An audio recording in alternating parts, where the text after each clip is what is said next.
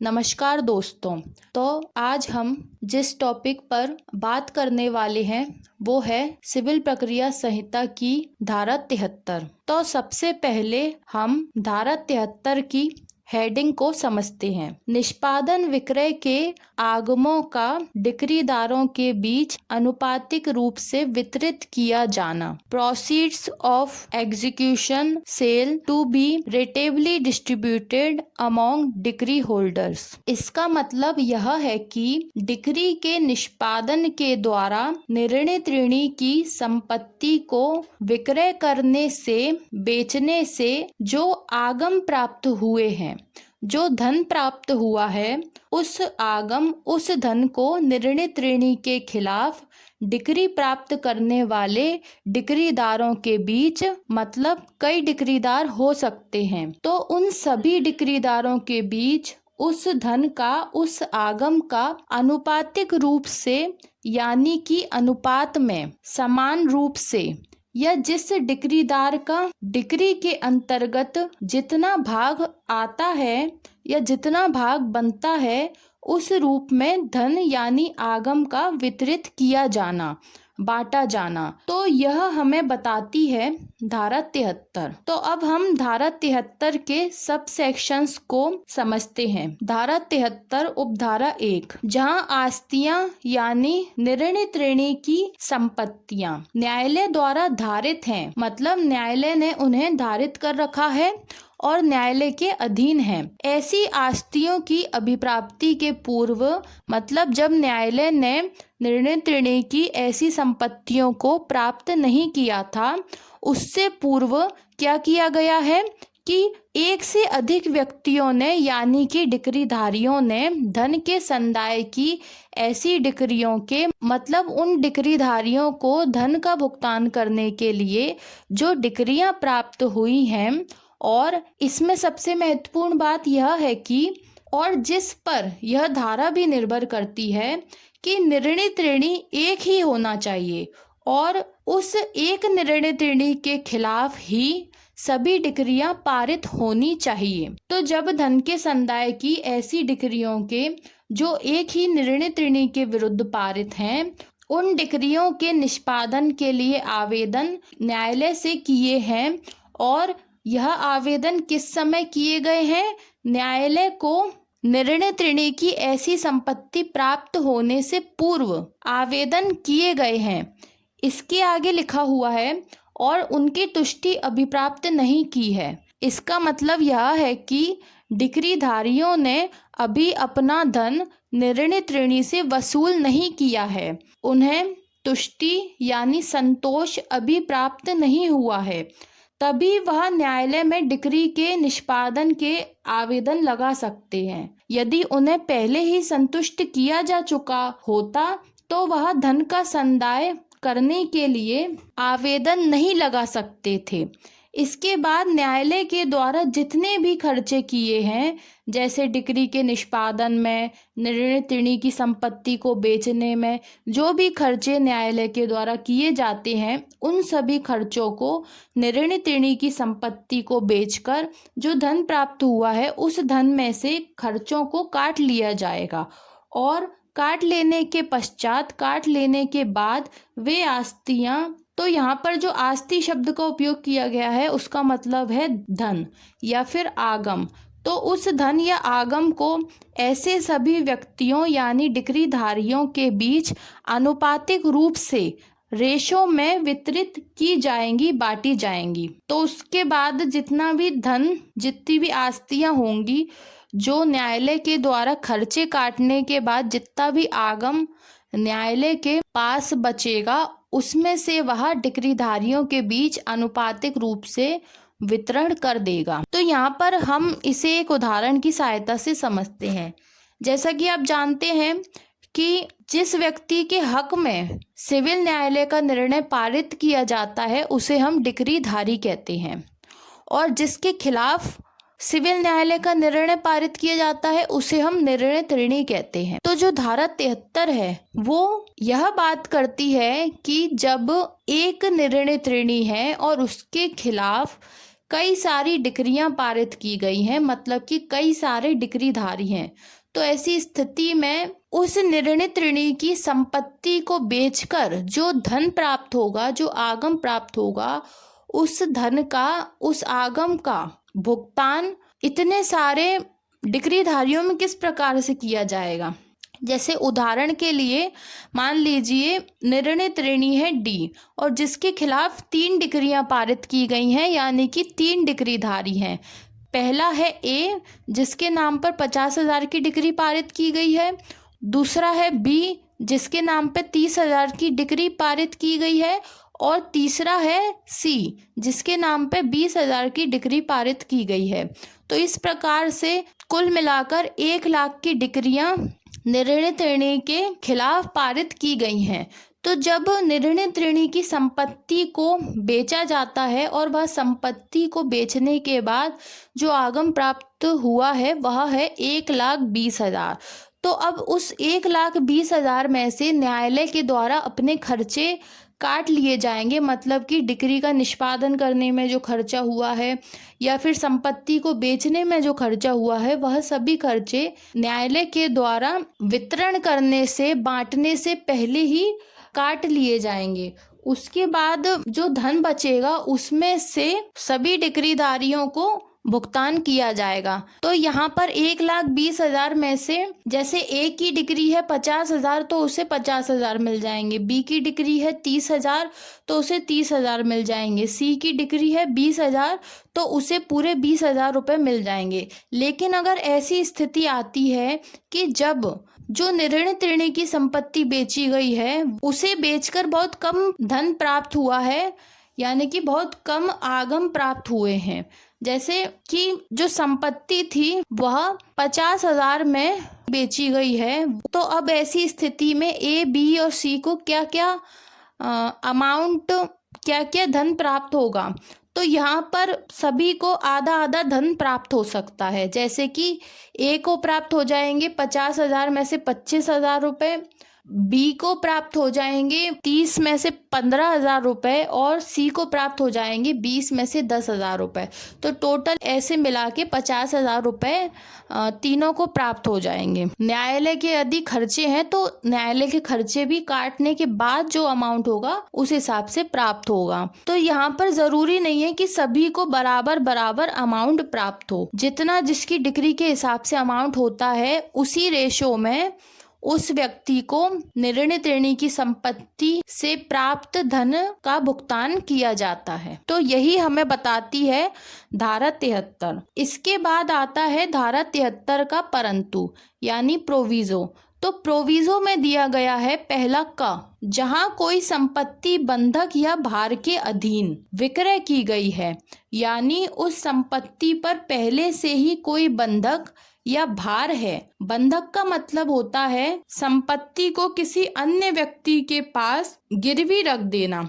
चल संपत्ति है तो वह गिरवी रखी जाएगी और अगर अचल संपत्ति है तो उसे बंधक रखा जाता है और उस व्यक्ति से धन उधार ले लिया जाता है। तो इसी प्रकार से भार का मतलब होता है उस संपत्ति पर किसी ऋण को चुकाने का भार है।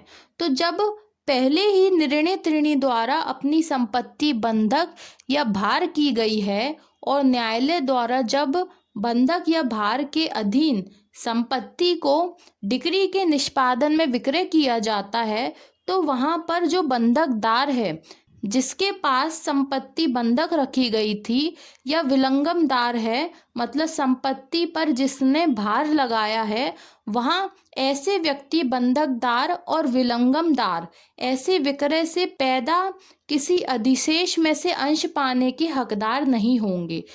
तो इसका क्या मतलब हुआ? इसका मतलब यह है कि जब बंधक या भार के अधीन पाई गई संपत्ति को बेचा जाएगा और बेचने के द्वारा जो धन प्राप्त होगा उसमें से सबसे पहले बंधकदार और विलंगमदार का पैसा चुकाया जाएगा। इसके बाद यदि कोई धन बचता है, यानी कि विक्रय से पैदा हुए अधिशेष में कोई धन बचा है, तो उस अधिशेष में से बचे हुए धन में से बंधकदार या विलंगमदार को कोई भी अंश प्राप्त नहीं होगा, वह किसी भी अंश को पाने के हकदार नहीं होंगे। बंधक धन चुकाने के बाद या फिर भार चुकाने के बाद जो धन बचेगा उसमें से डिक्रीधारियों का भुगतान किया जाएगा। बंधकदार और विलंगमदार को उसमें से कोई भी हक प्राप्त नहीं होगा। तो यह हमें बताता है क। इसके बाद आता है ख, जहाँ डिक्री के निष्पादन में विक्रय के दायित्वाधीन कोई संपत्ति बंधक या भार के अधीन है। यानी कि जब डिक्री का निष्पादन किया जाता है तो उस डिक्री के निष्पादन में निर्णित ऋणी की संपत्ति विक्रय करने के दायित्व के अधीन है और वही संपत्ति बंधक और भार के भी अधीन है। अब क्या होगा? तो ऐसी स्थिति में न्यायालय द्वारा क्या किया जाएगा? न्यायालय बंधकदार या विलंगमदार की सहमति से, उनकी मर्जी से और बंधकदार या विलंगमदार को विक्रय के आगमों में, यानी कि संपत्ति को बेचने पे जो धन प्राप्त होगा, जो आगम प्राप्त होंगे, उस आगम उस धन में वही हित देते हुए, यानी संपत्ति को विक्रय करने से पहले बंधकदार का और विलंगमदार का उस संपत्ति में जो पहले से ही हित था वही हित उनका रहेगा। मतलब कि वो वही हित प्राप्त करेंगे, वही हित उन्हें संपत्ति बेचने पे प्राप्त होगा। तो इसी शर्त पर वह संपत्ति को बंधक या भार से मुक्त करेंगे ताकि उस संपत्ति को बेचा जा सके। और न्यायालय निर्णित ऋणी की उस संपत्ति को बंधक या भार से मुक्त रूप से, मतलब वह बंधक या भार से पूरी तरीके से मुक्त हो गई है, उस मुक्त रूप से संपत्ति को विक्रय करने के लिए आदेश दे सकेगा। तो यह हमको बहुत ही महत्वपूर्ण बात प्रोविजो के पॉइंट ख में बताई गई है। तो इस प्रकार से जब हम प्रोविजो के क और ख पॉइंट को पढ़ते हैं तो यह पढ़ने में लगभग सेम लगते हैं, यानी एक से लगते हैं। बस इनमें अंतर यह है कि का में संपत्ति बंधक या भार के अधीन ही बेची जा रही है, मतलब बंधक और भार है उस संपत्ति पर और उसके रहते हुए ही वह संपत्ति बेची जा रही है। और उस संपत्ति को बेचने के बाद में जो धन प्राप्त होगा, जो विक्रय धन प्राप्त होगा, उस धन से बंधक या भार को चुकाया जा रहा है।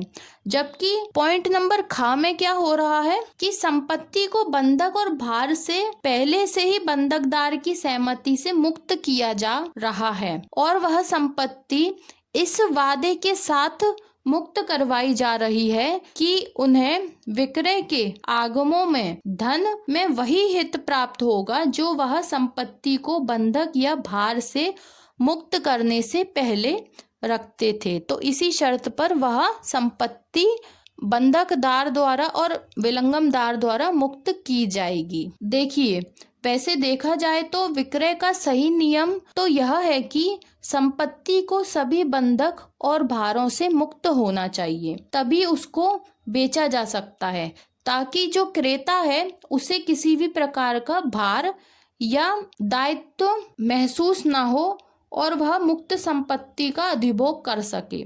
लेकिन न्यायालय कई बार संपत्ति को बंधक और भार के अधीन ही विक्रय कर देता है, क्योंकि न्यायालय को इस बात की जानकारी नहीं होती कि वह संपत्ति बंधक या भार के अधीन है। लेकिन जब न्यायालय को इस बात की सूचना प्राप्त होती है तो वह बंधकदार या विलंगमदार को उनका उचित हित देता है। इसके बाद आता है पॉइंट नंबर ग, जहां कोई स्थावर संपत्ति ऐसी डिक्री के निष्पादन में विक्रय की जाती है।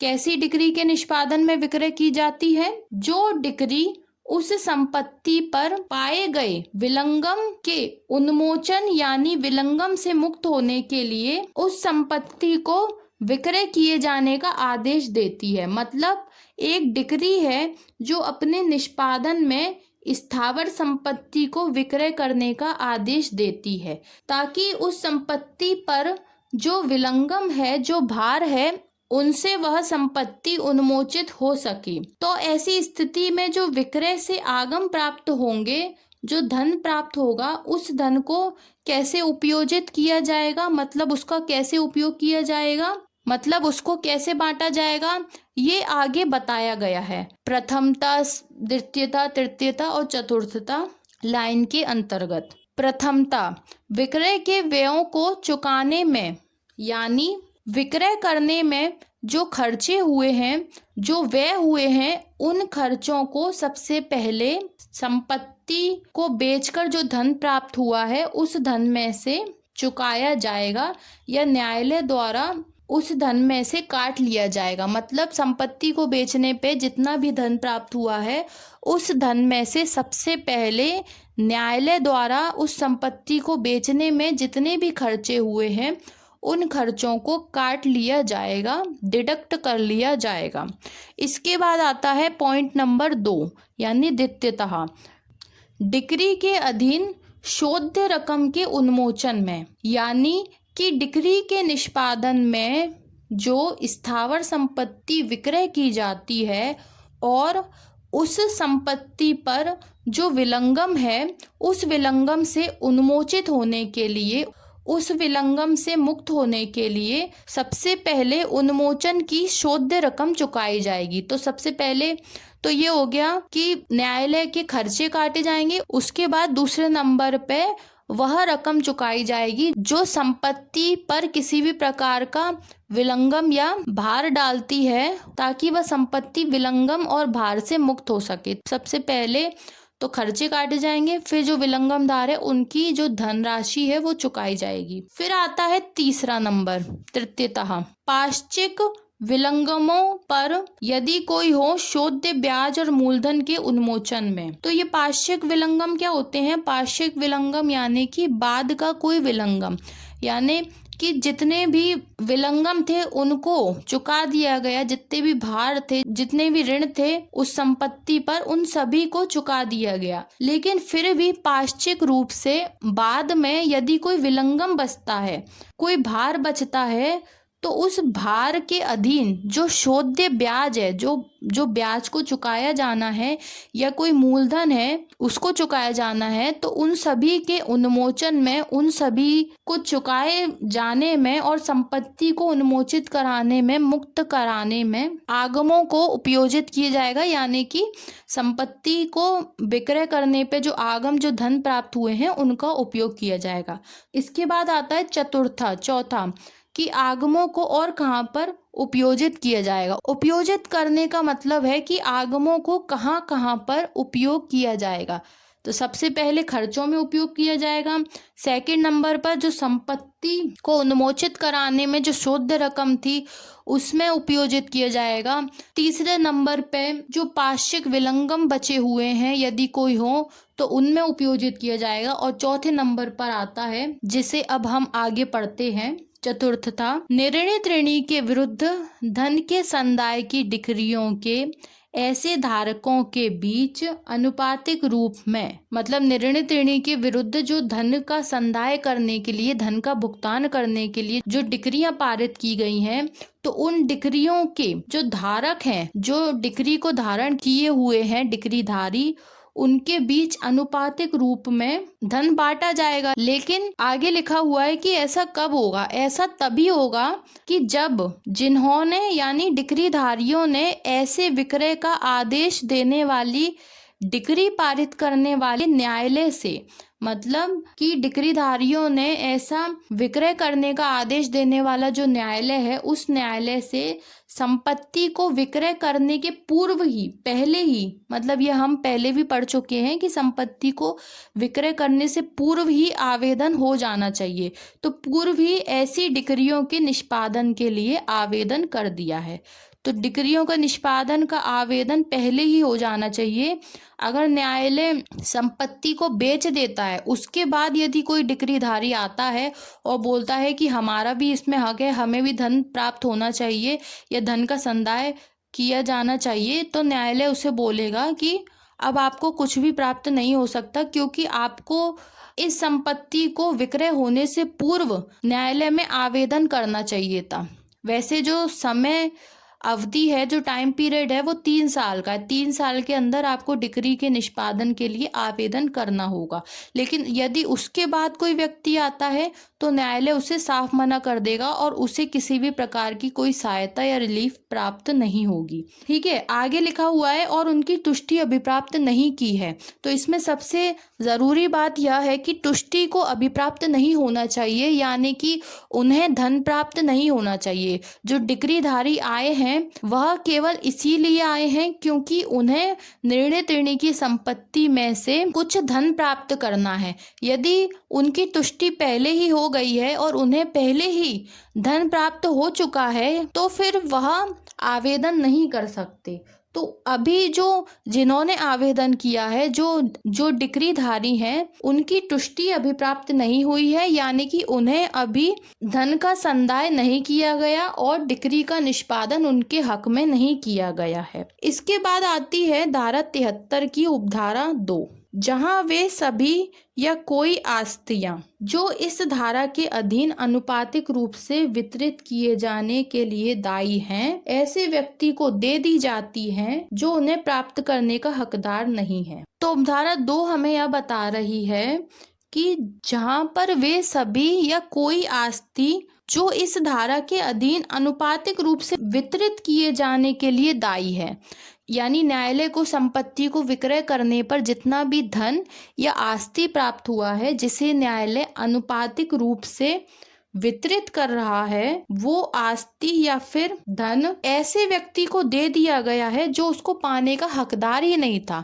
मतलब डिक्रीधारियों में से कोई एक ऐसा व्यक्ति था जिसे वह धन या आस्तियां प्राप्त नहीं होनी चाहिए थी, लेकिन फिर भी उसने वह धन या आस्तियां प्राप्त कर ली। तो ऐसी स्थिति में क्या होगा, इसका मतलब यह है कि कोई गलत डिक्रीदार बन गया और जब बाद में पता चला कि इसे तो न्यायालय के द्वारा पहले ही डिक्री का निष्पादन करके भुगतान कर दिया गया है और यह फिर से डिक्री का निष्पादन करने के लिए आ गया है और इससे धन प्राप्त हो गया है, तो ऐसी स्थिति में क्या होगा, वहां ऐसा हकदार कोई व्यक्ति, वहां पर जो हकदार व्यक्ति हैं जिनके हक में डिक्री पारित की गई थी और जो धन का संदाय चाहते हैं, जो भुगतान चाहते हैं, वो हकदार व्यक्ति में से कोई भी व्यक्ति, मतलब 2-3 डिक्रीदार हैं तो उनमें से कोई भी डिक्रीदार, कोई भी व्यक्ति उन आस्तियों का प्रतिदाय विवश करने के लिए, मतलब कि उन आस्तियों को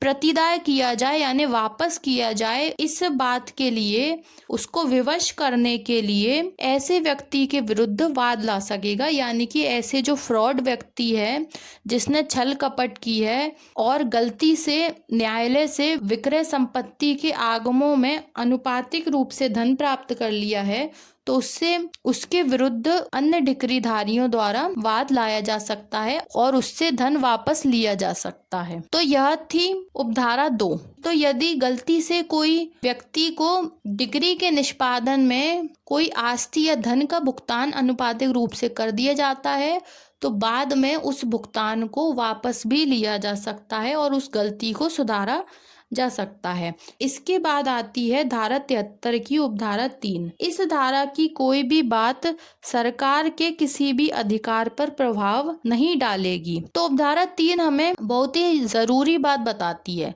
उपधारा 3 हमें यह बताती है कि इस धारा में भले ही कोई भी बात की गई है लेकिन सरकार के अधिकार पे कोई भी प्रभाव नहीं पड़ेगा। जैसे कि मान लीजिए एक निर्णित ऋणी है और उसके खिलाफ कई सारे डिक्रीधारी हैं, तो उन सभी डिक्रीधारियों में से यदि एक डिक्रीधारी सरकार भी है तो सबसे पहले सरकार को प्राथमिकता दी जाएगी और सरकार को उस निर्णित ऋणी के खिलाफ जितना धन वसूल करना है वो पूरा धन सरकार को सबसे पहले भुगतान किया जाएगा। उसके बाद जो धन बचेगा उसमें अनुपातिक रूप से अन्य डिक्रीधारियों को धन बांटा जाएगा। इस धारा की कोई भी बात सरकार के कोई भी अधिकार पर प्रभाव नहीं डालेगी। सरकार को प्राथमिकता दी जाएगी और पूरा भुगतान किया जाएगा। लेकिन यदि सरकार के द्वारा डिक्री के निष्पादन में आवेदन करने में देरी हो जाती है और वह समय के पश्चात